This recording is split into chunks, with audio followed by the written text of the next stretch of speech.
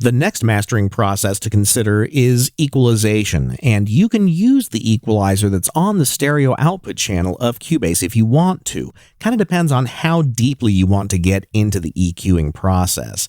And right now, since my inserts run first before it goes into the EQ position of the strip, that means I have the compressor in front of the EQ, but you could change that around if you wanted to by changing the strip to come first. Now the EQ will happen and then it will flow into the compressor. But personally, I like to do the compression first, followed by equalization. And I'm not going to use the equalizer in the stereo output channel. Instead, I'm going to use an extremely powerful EQ that comes with Cubase called Frequency 2.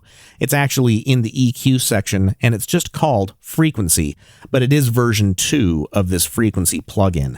And I could do an entire course on just this equalizer alone because it is so immensely powerful. So what I'm going to do in this course is show you the basics and then show you some of the other tools that you can use inside of the equalizer to change even more of the frequency response of your project if you want to go that far. This particular equalizer is not a 4-band EQ, but it's 8 individual bands, and each of those bands can work in either a stereo mode or a mid-side mode.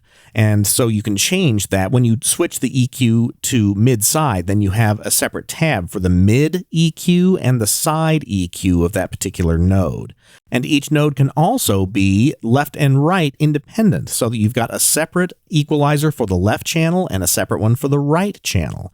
But the normal mode is for stereo. Let me double click on that so that I can just see the node itself. Here's the stereo mode by itself. That's the default position. So each of those nodes has its own power button, its own frequency, Q, and gain control, but each node also has independent curve shapes that you can use for each node. And for mastering, each node can be configured for the normal analog style operation or phase linear mode.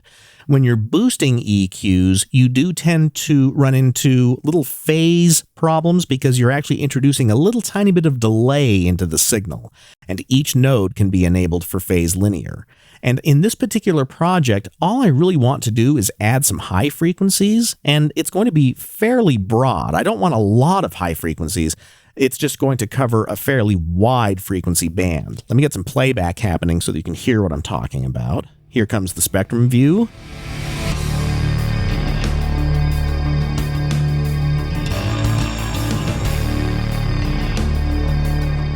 And I can see that spectrum is pretty reminiscent of what pop music looks like on a spectrum graph. There's a lot of low end, and then I start to lose some of the high end down here as it starts to slope off. And what I'm going to do is grab the 8th node, and I'm going to bring that over here, but you'll notice that the node is set to something other than a high filter. So I'm going to come to the 8th node, and I'm going to change the node from a peak style filter to a high shelving filter instead. So now I can add more of that high frequency response across that entire band, not from 5K, it's probably going to be more like 7K.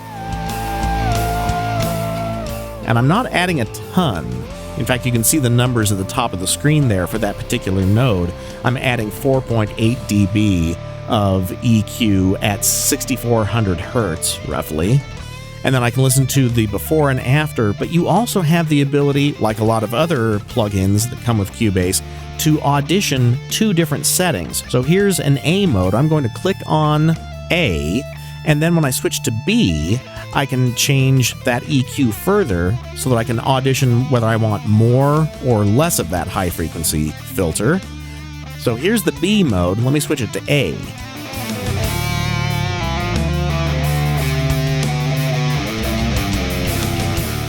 And B is just way too crispy. This sounds a little bit better. And one of the other really nice things about frequency is being able to audition the nodes as you're adjusting them. If you turn on the auto listen for filters, when you grab a node and start to move it up or down, then you're hearing only the frequencies that are in that range of the filter.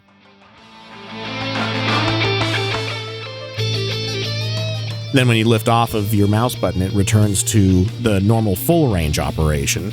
And not only do you have all of those independent EQs, But each equalizer node can also have dynamic EQ capabilities. That's what the DYN button is for. When you click on that and then click the little drop-down arrow next to it, then you have a threshold, ratio, attack, and release controls for the individual frequency nodes themselves. But bear in mind that if you're using the dynamic processor of a node, it cannot be switched to phase linear. So you'll see when I turned on the linear mode, it turned off the dynamic processor. So the dynamic EQ can only be the standard analog style of filter. But you can also see more about each one of those filters by coming over to the view mode. Right now it's set to the default of multi, so I can see all of the nodes simultaneously. But if I go to the single control, now I have much bigger controls for not only the EQ band itself, but also for the dynamics and all of the dynamic style controls for that, as well as the sidechain capability. That's what that multi and single mode does. And like I said, there is a lot to this equalizer. Spend a lot of time with frequency and listen to the different sonic capabilities that it can add or subtract from your project, depending on whether you're cutting or boosting frequencies. And next, I'll talk about limiting.